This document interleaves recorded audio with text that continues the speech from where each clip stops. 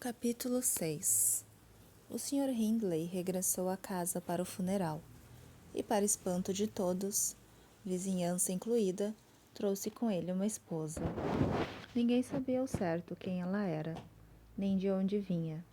Rica não era de certo, nem devia vir de família distinta.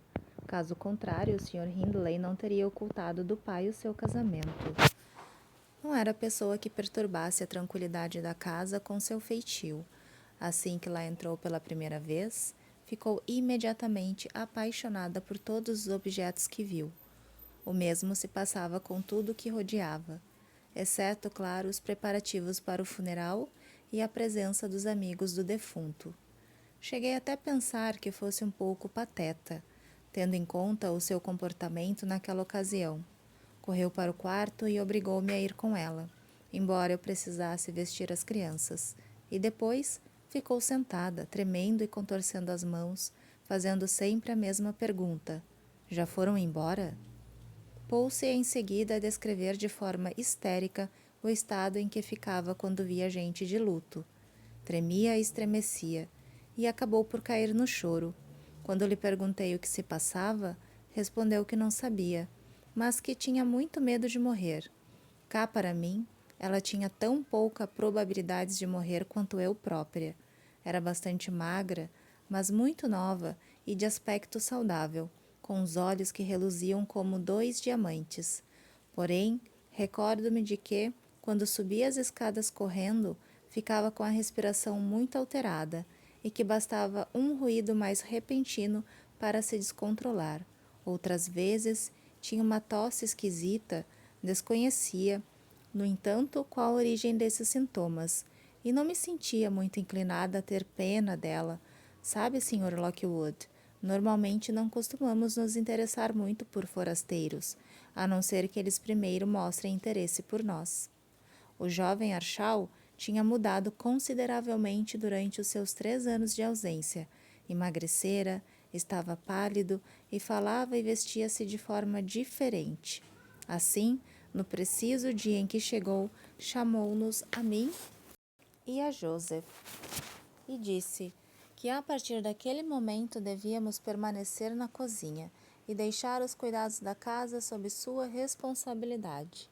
Preocupado com o conforto da mulher, chegou mesmo a pensar em mandar atapetar e forrar com papel de parede um dos quartos desocupados para transformá-lo numa saleta. Mas ela tinha gostado tanto daquele chão todo branco, da enorme e acolhedora lareira, dos pratos de estanho, do guarda-louças e da casinha do cão e do desafogo desta sala onde costumavam passar o tempo, que ele acabou mudando de ideia e achando desnecessária a tal saleta. Ela ficou também tão radiante por encontrar uma irmã na sua nova família, que no início andava sempre em volta de Catherine, com conversas tolas, paparicando-a, dando-lhe beijinhos e oferecendo-lhe presentes. Esses exageros afetivos depressa desapareceram e começou a tornar-se rabugenta, ao mesmo tempo em que Hindley se tornava cada vez mais tirânico. Bastava que ela deixasse escapar alguma crítica relativa a Heathcliff para despertar em Hindley todo o seu velho ódio contra o rapaz. Começou por afastá-lo da sua companhia e o alojou com os criados. Depois privou-o das aulas com o vigário, argumentando que ele devia trabalhar era no campo e obrigando-o a tarefas tão árduas como qualquer outro trabalhador da propriedade. A princípio, Heathcliff aguentou relativamente bem esse rebaixamento, uma vez que Cat continuava a ensinar-lhes as lições, trabalhando e brincando com ele na propriedade. As 2 crianças tinham prometido crescer como selvagens, e como o jovem patrão descurava totalmente da sua educação, viviam livres da sua tutela. Nem sequer se preocuparia em saber se iam à missa aos domingos, se não fossem as chamadas de atenção do Joseph e do vigário para sua negligência, sempre que as crianças faltavam às suas obrigações. Só então se lembrava de açoitar Heathcliff e mandar Catherine para a cama sem jantar e sem ceia. Uma das brincadeiras preferidas dos garotos era escapar para a charneca, de manhãzinha, onde permaneciam durante todo o dia, e no final o castigo passou também a ser encarado como mais uma brincadeira. O vigário bem podia obrigar Catherine a decorar todos os capítulos da Bíblia. Joseph bem podia bater em Radcliffe, até lhe doer o braço. No fim, bastava juntarem-se de novo para voltarem a esquecer tudo, enquanto engendravam um novo plano de vingança. Quantas vezes chorei de desgosto ao ver como aquelas pobres almas cresciam de dia para dia cada vez mais irresponsáveis. Contudo, não me atrevia a fazer qualquer comentário, não fosse perder o pouco poder que ainda detinha sobre aqueles meninos tão mal amados. Certo domingo, ao entardecer, foram proibidos de entrar na sala, devido ao barulho que faziam, ou outra qualquer diabrura do gênero. Quando chegou a hora da ceia, fui à procura deles, mas não consegui encontrá-los. Procuramos por toda a casa, bem como no pátio e nos estábulos. Nada. Por fim, Hindley, num acesso de cólera, ordenou-nos que trancássemos as portas e não os deixássemos entrar em casa naquela noite. Os criados recolheram-se. Eu, no entanto, estava demasiado preocupada para ir deitar, e sem me importar com a chuva, abri a janela e fiquei à escuta, decidida a desobedecer à proibição de deixá-los entrar. De repente, ouvi passos na escada e vi uma luz tênue do outro lado da cancela. Embrulhei-me no xale e corri para evitar que batessem na porta e acordassem o Sr. Arshall. Era Radcliffe. Fiquei assustada ao vê-lo sozinho. Onde está a senhorita Catherine? Perguntei de repente. Aconteceu alguma coisa com ela? Está na Granja dos Tordos, respondeu. E eu também poderia estar lá, se tivessem me convidado. Que beleza, disse-lhe eu. Parece que gosta de apanhar. Que vos passou pela cabeça para irem para a Granja dos Tordos? Deixa-me só tirar estas roupas molhadas e já te conto tudo, Nelly, respondeu. Pedi-lhe que tivesse cuidado para não acordar o patrão. E enquanto ele trocava de roupa e eu esperava para apagar a vela, prosseguiu. Eu e a Kate fugimos pela lavanderia e decidimos dar um passeio em liberdade. Como vimos luz na direção da granja, tivemos vontade de ver com os nossos próprios olhos se os Linton também passavam um domingo à noite vagueando pelos cantos da casa, enquanto os pais se entupiam de comer e beber, cantando e rindo junto da lareira. Achas que sim, Nelly? Ou então lendo sermões, ou sendo catequizados por um criado doido, ou ainda sendo obrigados a decorar uma lista de nomes bíblicos, caso não respondam corretamente? Acho que não, respondi. São crianças bem comportadas que não merecem o mesmo tipo de tratamento que vocês recebem pelos seus maus modos. Não me venhas com histórias, Nelly, disse. Que bobagem, continuando. Fizemos uma corrida do alto do Morro dos Ventos Uivantes até o parque da granja sem parar. A Catherine perdeu, porque estava descalça. A propósito, amanhã tens de procurar os sapatos dela no ladaçal.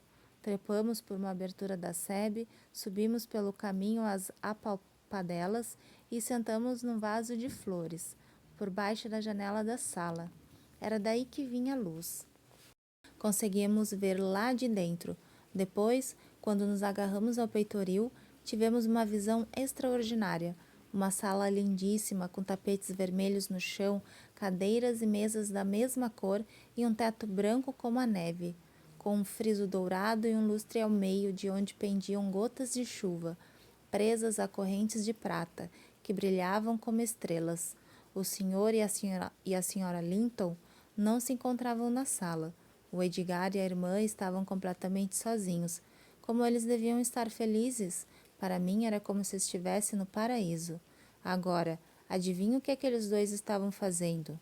A Isabela, que deve ter 11 anos, ou seja, um ano a menos que a Cat, estava num canto aos berros como se alguém estivesse espetando agulhas em brasa nela.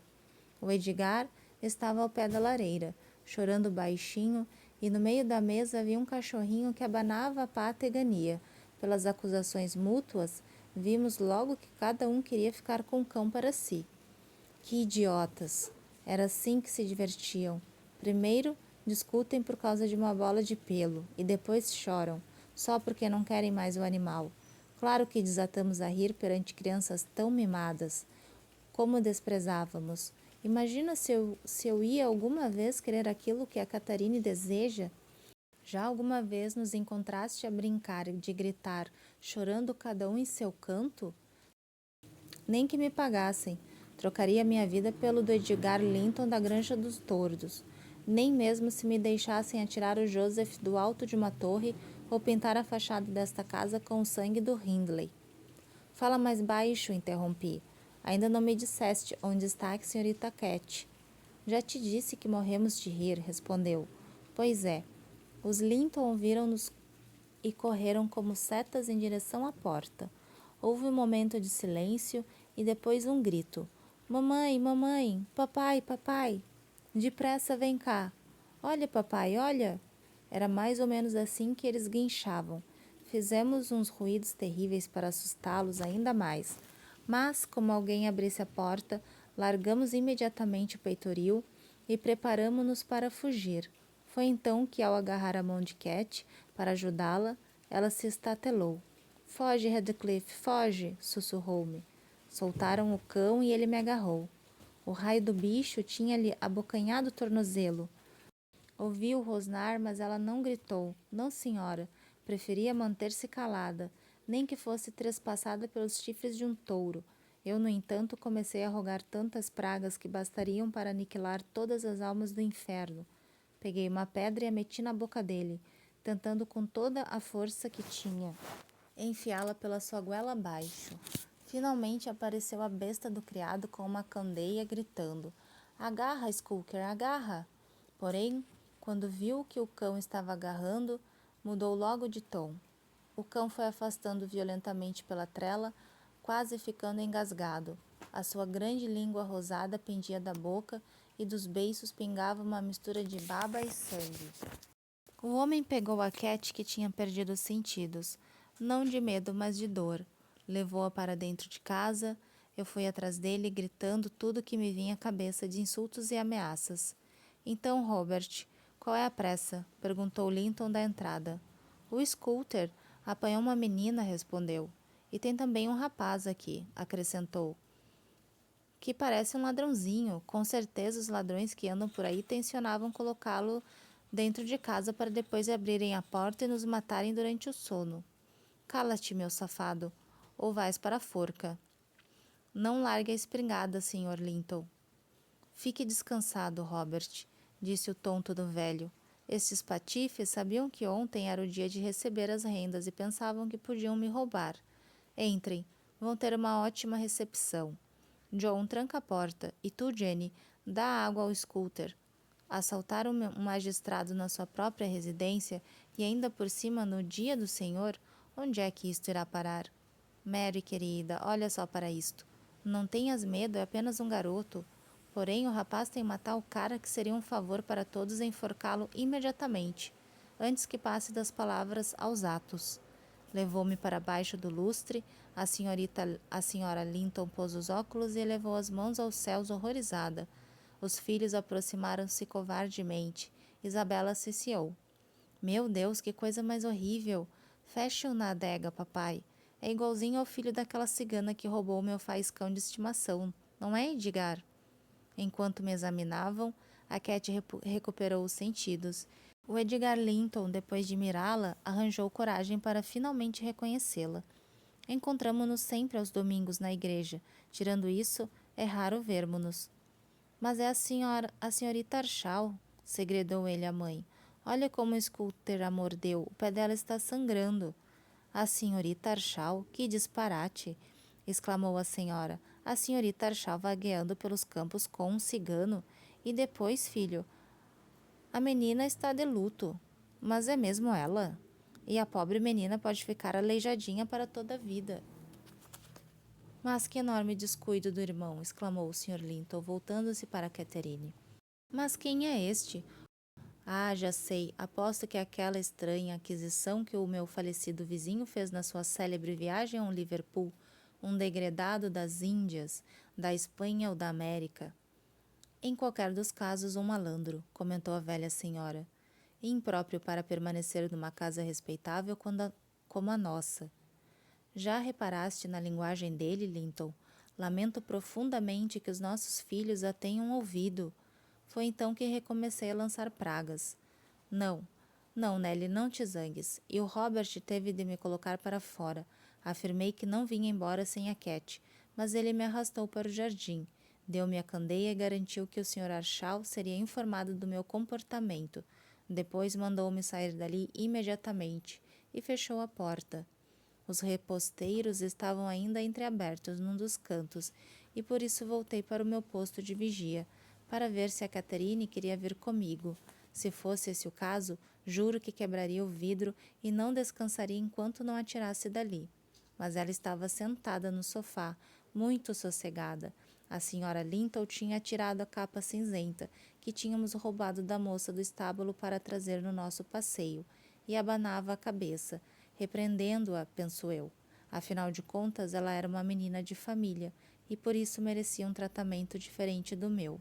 O Sr. Linton foi buscar uma bebida quente para ela, e a Isabela colocou um prato de bolos no colo, enquanto Edgar a observava de longe, como um perfeito tontinho.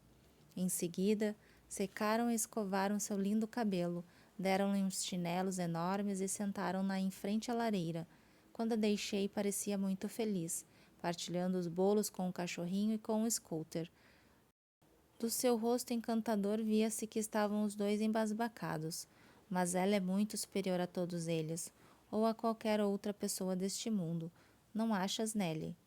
Esta história ainda vai dar o que falar, disse eu, cobrindo e apagando a vela. Parece que nunca vais aprender, e o Sr. Hindley vai ter de tomar uma atitude drástica, podes ter certeza. De fato, as minhas previsões saíram mais certas do que eu imaginava. Esta infeliz aventura enfureceu Archal, e, para culminar, o Sr. Linton veio pessoalmente visitar-nos, logo na manhã seguinte, para remediar a situação, e pregou um tal sermão sobre o modo como educava sua família, que obrigou a refletir seriamente no assunto.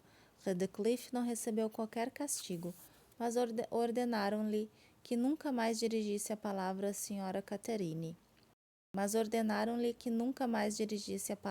Senhorita Catherine, sob pena de ser expulso, e foi a própria senhora Archal que ficou responsável pelo isolamento monástico da cunhada, assim que esta regressasse, empregando, é claro, a astúcia e a diplomacia, e nunca a força, ciente de que pela força nada conseguiria. Capítulo 7. Cat ficou 5 semanas na Granja dos Tordos, mais ou menos até o Natal. O seu tornozelo já estava completamente curado e o seu temperamento melhorara muito. A patroa a visitava regularmente, dando cumprimento a um plano de reforma, de tal forma que, certo dia, em vez daquela criança selvagem e livre em constante correria pela casa, sempre pronta a nos abraçar, surgiu digníssima e elegante, montada num belo potro negro com os seus lindos caracóis castanhos pendendo soltos sobre um chapéu de caça, e um traje de montar tão comprido que tinha de erguê-lo com as mãos para não pisar nele. Hindley ajudou-a a descer do cavalo, exclamando deliciado: "Sim, Cat, mas que beleza! Até tive dificuldade em te reconhecer, parece mesmo uma senhora. A Isabella Linton nem se compara, não é mesmo, Francis?" "A Isabela não tem os atributos naturais da Cat", respondeu a esposa. "Mas é importante que se porte bem e não volte a ser uma menina rebelde. Ellen, ajuda a senhorita Catherine com as malas. Espera, querida, deixe-me tirar o seu chapéu, senão ainda estragas o penteado." Ajudei-a a despir a roupa da amazona e vi que trazia calças brancas e sapatos de verniz por baixo de um vestido de seda de ampla saia pregueada. E apesar de seus olhos brilharem de alegria ao ver os cães correrem para ela, para lhe darem as boas-vindas, evitou tocá-los, com medo de que sujassem a sua linda indumentária. Beijou-me com cuidado, como eu estava toda suja de farinha devido aos preparativos para o bolo de Natal, não iria certamente dar-me um abraço. Depois foi à procura de Redcliffe. O senhor e a senhora Archal esperavam ansiosamente por esse reencontro, dado que, assim, poderiam avaliar em que medida era possível terem esperanças de sua separação. Foi difícil para ela descobrir Redcliffe. Se já antes da ausência de Catherine ele era descuidado e rebelde, então agora portava-se 10 vezes pior. Só eu é que o repreendia pelo fato de estar sujo, mandando-o tomar banho uma vez por semana, e o senhor bem sabe como as crianças daquela idade gostam de água e sabão. Por isso, e já não falando da roupa com que andava havia mais de 3 meses pela lama e o pó, nem da sua farta cabeleira desgrenhada, a cara e as mãos andavam sempre encardidas. Motivos não lhe faltavam para se esconder atrás de um banco ao ver a menina elegante com que se deparou, em vez da menina suja e traquina com que se identificava. Onde está o Radcliffe? Perguntou Catherine, descalçando as luvas e mostrando mãos imaculadas, de quem não trabalha em casa e leva uma vida de lazer. Radcliffe, podes aparecer, gritou o Sr. Hindley, exultante com o constrangimento do rapaz e rapidamente por obrigá-lo a aparecer naquele estado humilhante diante da menina. Aparece e vem dar as boas-vindas à senhorita Catherine com os outros criados. Mas Cat descobriu logo o amigo e correu para abraçá-lo. Cobriu-o de beijos, mas logo se deteve e, desatando a rir, exclamou: Céus, Radcliffe, como tu estás sujo, maltrapilho! Mas que engraçado e estranho que tu estás. Talvez por eu estar habituada ao Edgar e à Isabela. Então, Radcliffe, já te esqueceste de mim? Esta pergunta era propositada, dado que Radcliffe ostentava uma expressão de orgulho e vergonha que o mantinha petrificado. Cumprimenta-a, rapaz, disse o Sr. Archal. Não, replicou, como se tivesse finalmente encontrado a língua. Não estou para ser gozado, nem vou admiti-lo. E teria mesmo fugido, se não fosse a senhorita Cat assegurá-lo. Não pretendia rir de ti, disse ela, mas foi mais forte do que eu. Vá lá, Radcliffe, ao menos dá-me um aperto de mão. Por que estás aborrecido? Foi só porque te estranhei? Se lavares a cara e penteares o cabelo, tudo mudará. Mas sempre estás muito porco. E ficou olhando preocupada para aquela mão toda suja que estava a apertar e para o vestido com medo de tê-lo sujado. Não precisavas ter me tocado, retorquiu ele, libertando bruscamente a mão como se tivesse adivinhado seu pensamento. Sou porco, gosto de ser porco e serei sempre porco. E dizendo isto, saiu precipitadamente da sala perante a satisfação dos patrões e a incredulidade de Catherine, que não compreendia por que razão seus comentários tinham dado lugar a tamanha manifestação de mau humor. Depois de ter servido de aia da menina, de ter colocado os bolos no forno e enfeitado a casa para a ceia de Natal, ia poder enfim sentar-me e distrair-me entoando algumas canções adequadas ao período natalino. Apesar de, para Joseph, as minhas modas não passarem de arremedos de canções. Joseph tinha se retirado para suas habituais orações. O senhor e a senhora Archal tentavam conquistar a atenção da senhorita Cat, mostrando-lhe os muitos presentes que tinham comprado para oferecer aos meninos Linton, como forma de agradecimento pela sua amabilidade. Estes haviam sido convidados para passar o dia seguinte no Morro dos Ventos Uivantes, convite que fora aceito com uma condição.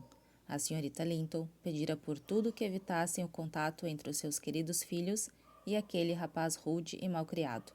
Nessas circunstâncias, fiquei sozinha. Entretive-me a aspirar o aroma dos petiscos, bem condimentados, e a admirar orgulhosa o brilho dos utensílios de cozinha, o relógio reluzente decorado com um azevinho e as canecas de prata alinhadas na bandeja, prontas para receberem a cerveja quente e adoçada com especiarias, que seria servida durante a ceia. Agradava-me, sobretudo, aquele chão resplandecente, impecavelmente limpo e esfregado. Cada objeto recebia o seu elogio velado, lembrando-me de como o velho Sr. Archal gostava de entrar na cozinha limpa e asseada, e me chamava moça eficiente, dando-me um xelim como bônus no Natal. Depois comecei a pensar no seu afeto por Radcliffe, e no seu receio de que o ignorassem após a sua morte. Claro que esses pensamentos me levaram a pensar na atual situação do pobre rapaz, e depois passei das canções ao pranto, mas depressa concluí que era bem mais sensato tentar corrigir alguns dos seus erros do que verter lágrimas por ele, tendo por isso levantado e ido para o pátio à sua procura. Não estava longe, encontrei-o no estábulo, escovando pelo luzidio do novo potro e dando de comer aos outros animais como costumava fazer. Despacha-te, disse eu. Está tão quentinho na cozinha. E o Joseph foi para o quarto. Vá, fique bonito, antes que a senhorita Catherine apareça. Depois pode sentar-se os dois em frente à lareira e ficar conversando até a hora de ir para a cama. Heathcliff continuou com seus afazeres e nem sequer olhou para mim. Então, vens ou não vens? Continuei. Fiz bolo para os dois.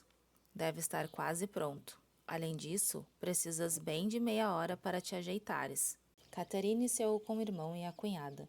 Joseph e eu tivemos uma refeição muito atribulada, temperada por críticas e insultos.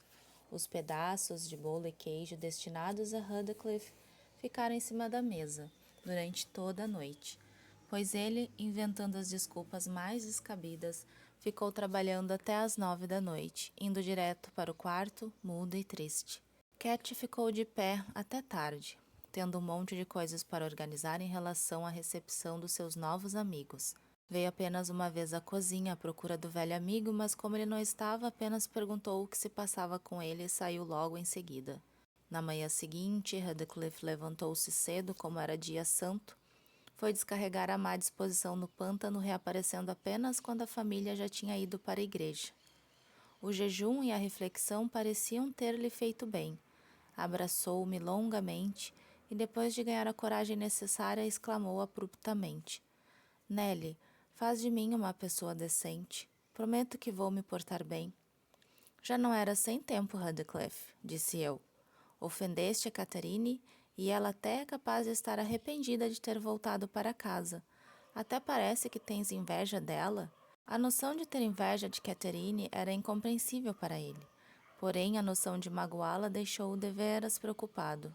Ela te disse que estava ofendida? Quis saber muito sério. Chorou quando eu lhe disse que tinha saído novamente esta manhã. Bom, eu também chorei a noite passada, retorquiu. E tinha mais motivos para chorar do que ela. Sim, imagino o que é ir para a cama com o coração cheio de orgulho e o estômago vazio, respondi. O orgulho só traz tristezas. Mas, se estás assim tão arrependido da birra que fizeste, pede-lhe perdão, quando ela entrar. Vai falar com ela, dá-lhe um beijo e diz-lhe: Ora, tu sabes melhor do que eu o que hás de dizer a ela. Basta que o faças com sinceridade sem pensares que ela se transformou numa grande senhora só porque tem uns vestidos muito bonitos. E agora, embora eu ainda tenha o jantar para fazer, vou tirar uns minutinhos para tratar de ti, para que, comparado contigo, o Sr. Edgar pareça um macaco. Aliás, nem é preciso, porque isso ele já é. Tu podes ser mais novo, mas és muito mais alto que ele, e mais forte. Aposto que bastaria um empurrão teu para derrubá-lo no chão. Não achas? O rosto de Heathcliff iluminou-se, por instantes. Depois ficou cabisbaixo e suspirou. Mas Nelly, ainda que o derrubasse 20 vezes, eu não ficaria mais bonito do que ele. O que eu queria era ter o cabelo loiro e a pele branca, vestir-me e comportar-me bem e ter a oportunidade de ser tão rico como ele. E andar sempre chamando pela mamãe, acrescentei, e tremer como vara verde toda vez que algum rapaz das redondezas ameaça-lhe. E ficar fechado em casa sempre que chove. Então, Heathcliff, que personalidade é a tua? Vem olhar-te no espelho, que eu mostro aquilo que na realidade deves desejar. Já reparaste nestas tuas linhas entre os olhos e nestas sobrancelhas grossas? Em vez de arqueadas, se afundam ao centro, e nestes dois diabinhos negros e profundos que nunca abrem as janelas afoitamente, mas que atrás delas se escondem, a brilhar como dois espiões do inferno? Aprende a disfarçar essas rugas, a levantar essas sobrancelhas, sem medo, e a transformar esses demônios em anjos, deixando de desconfiar e duvidar de tudo e todos, e de ver inimigos nos teus amigos. Deixa essa expressão de cão raivoso que finge aceitar como merecidos maus tratos, mas que afinal odeia o mundo, pelos sofrimentos que passa, tanto quanto aquele que lhe dá os pontapés. Por outras palavras, devo desejar os grandes olhos azuis e a testa lisa do Linton, respondeu. Mas isso é o que desejo, e não me adianta de nada. Fica sabendo que um bom coração é capaz de fazer uma cara bonita, continuei. Nem que ela seja negra como um tição, e que um mau coração transforma a cara mais linda em algo mais feio que a própria fealdade.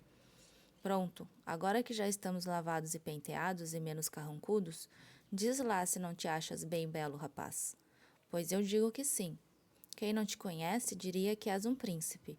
Sabe-se lá se o seu pai não era o imperador da China e a tua mãe uma rainha indiana, capazes de comprar só com rendimento de uma semana o Morro dos Ventos Uivantes e a Granja dos Tordos. Podes muito bem ter sido raptado por piratas malvados e trazido para a Inglaterra. Olha, se eu estivesse no teu lugar, não parava de pensar na minha nobre ascendência, para assim ganhar coragem e dignidade suficientes para suportar a tirania de um reles fidalgo rural. Continuei neste tom até que por fim Radcliffe desanuviou a face carrancuda, mostrando-se bastante simpático. Ele correu para a janela e eu para a porta, a tempo de apreciarmos os dois irmãos Linton que apeavam da sua carruagem, abafados nas suas capas de pele, e o casal Archal que desmontava dos seus cavalos. No inverno iam frequentemente à missa, a cavalo. Catherine deu uma mão a cada um dos seus amigos e os levou para dentro, indo sentar-se os três em frente à lareira, o que depressa coloriu a palidez das suas faces. Disse ao meu companheiro para se apressar, fazendo-o prometer que iria se portar bem, como um menino bem disposto e comportado. Porém, não poderia ter tido mais azar, dado que, quando abria a porta que dava para a cozinha, Hindley entrava justamente na porta do outro lado, ficados os dois frente a frente.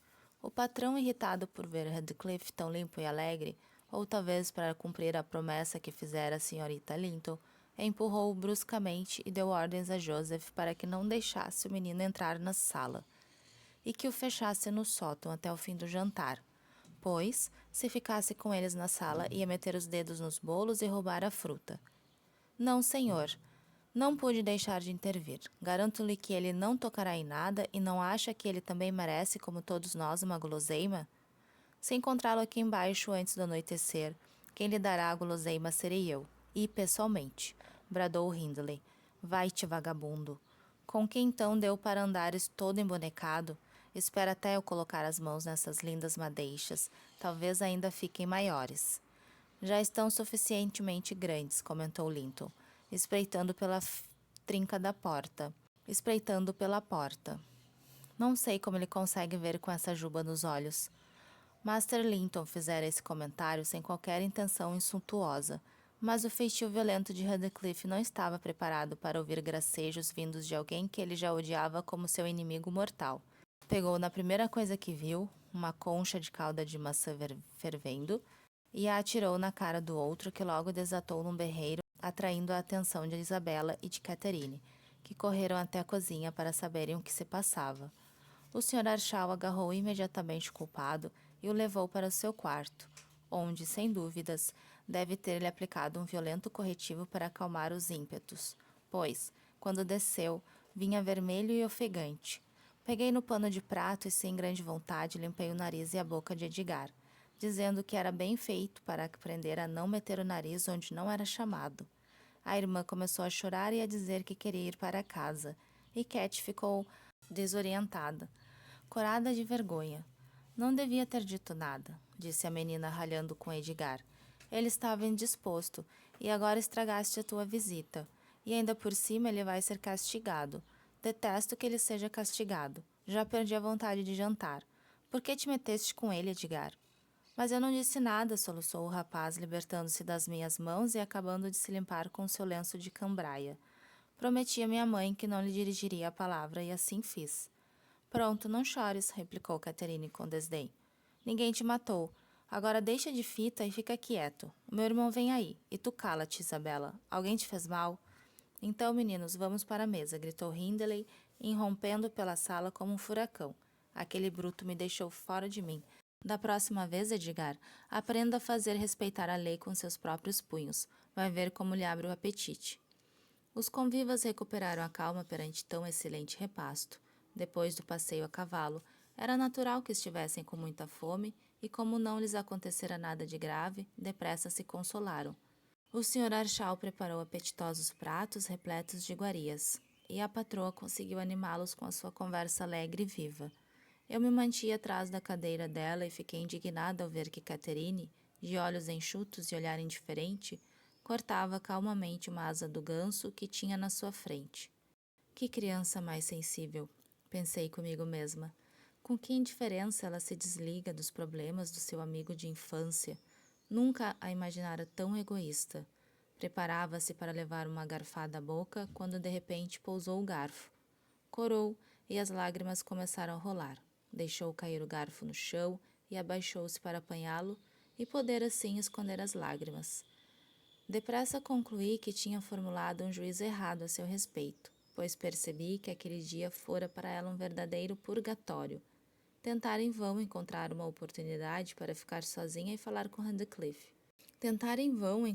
oportunidade para ficar sozinha e falar com Radcliffe. Que o patrão, entretanto, trancara no sótão, como eu própria tive a oportunidade de constatar, quando à noite tentei levar-lhe, às escondidas, um prato de comida. À noite houve baile. Cat pediu para soltarem Radcliffe, uma vez que Isabela não tinha par. Como seus pedidos não fossem atendidos, coube a mim a tarefa de servir de par a senhorita Linton. Com o entusiasmo da dança, depressa esquecemos as tristezas. A festa subiu de tom quando chegou a banda de Gimmerton, com seus 15 elementos: trompete, trombone, clarinetes, fagotes, cornetins e um contrabaixo, além dos cantores. Era tradição percorrer em todas as residências respeitáveis, recolhendo donativos, pelo que todos achamos que era um privilégio especial escutá-los.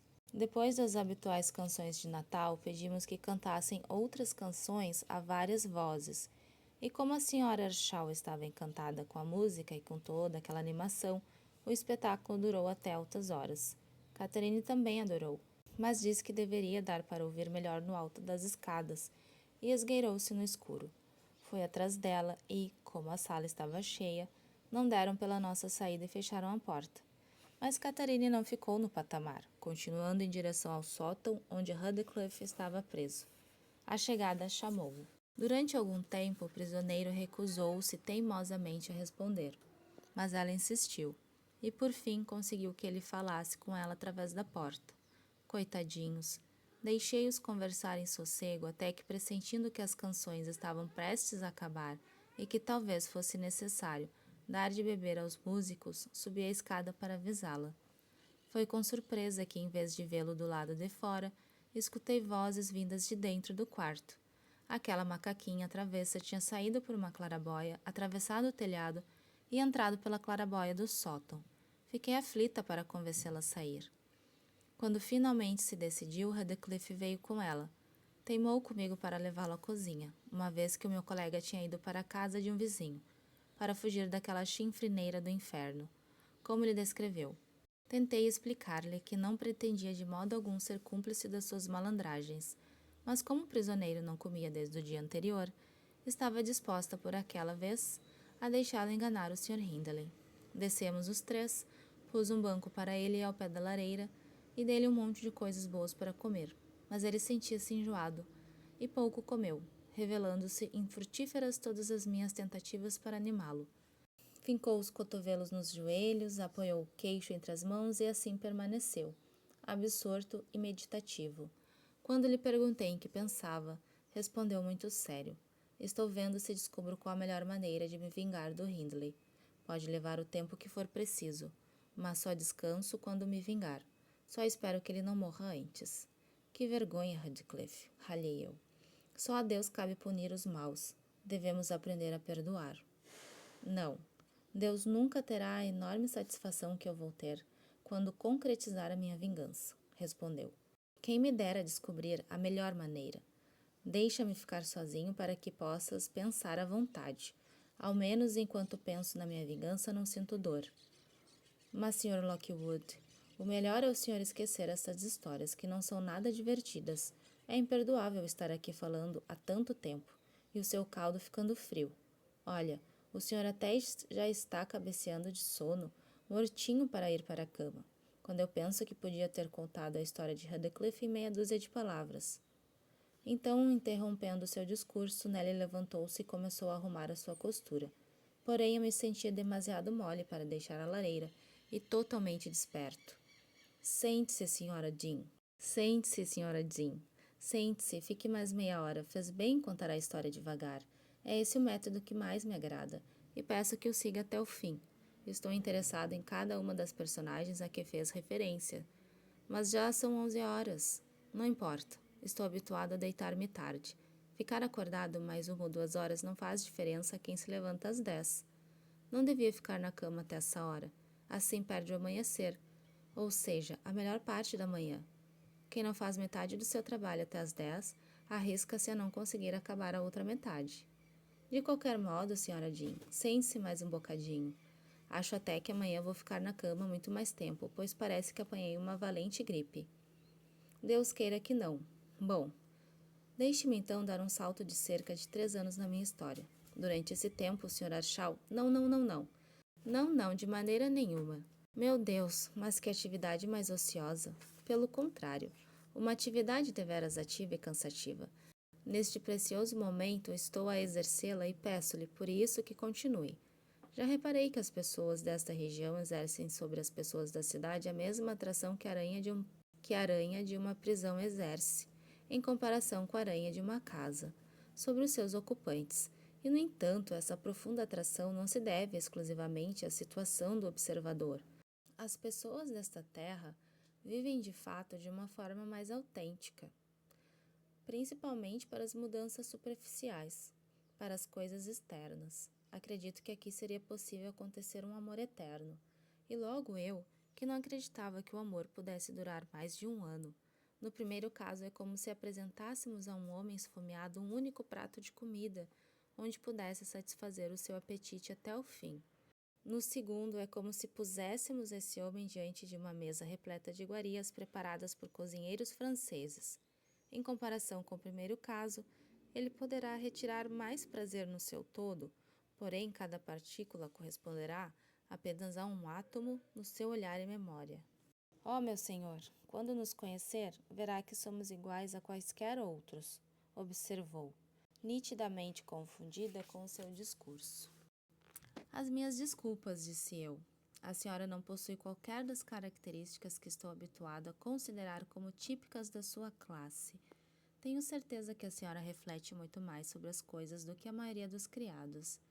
É daquelas pessoas que foi obrigada a cultivar a capacidade de reflexão por falta de oportunidade para desperdiçar o seu tempo com frivolidades. A senhora Jean sorriu.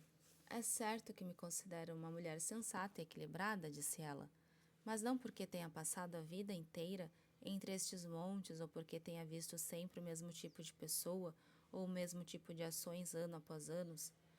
É que tive de me submeter a uma disciplina muito rígida, e isso ensinou-me a ser sábia. E depois, li muito mais do que o senhor possa imaginar, Sr. Lockwood. Não há um único livro nesta casa que eu não tenha lido, e de onde não tenha tirado algum ensinamento, a menos, é claro, que seja em grego ou em latim, ou mesmo em francês, mas mesmo assim, sou bem capaz de distingui-los dos outros, e isso é mais do que se pode pedir à filha de um homem pobre. No entanto, se é para contar a minha história, com todos os pormenores, acho que o melhor é dar-lhe já seguimento. Então, em vez de saltar esses 3 anos, passo logo para o verão seguinte, o verão de 1778, isto é, 23 anos atrás.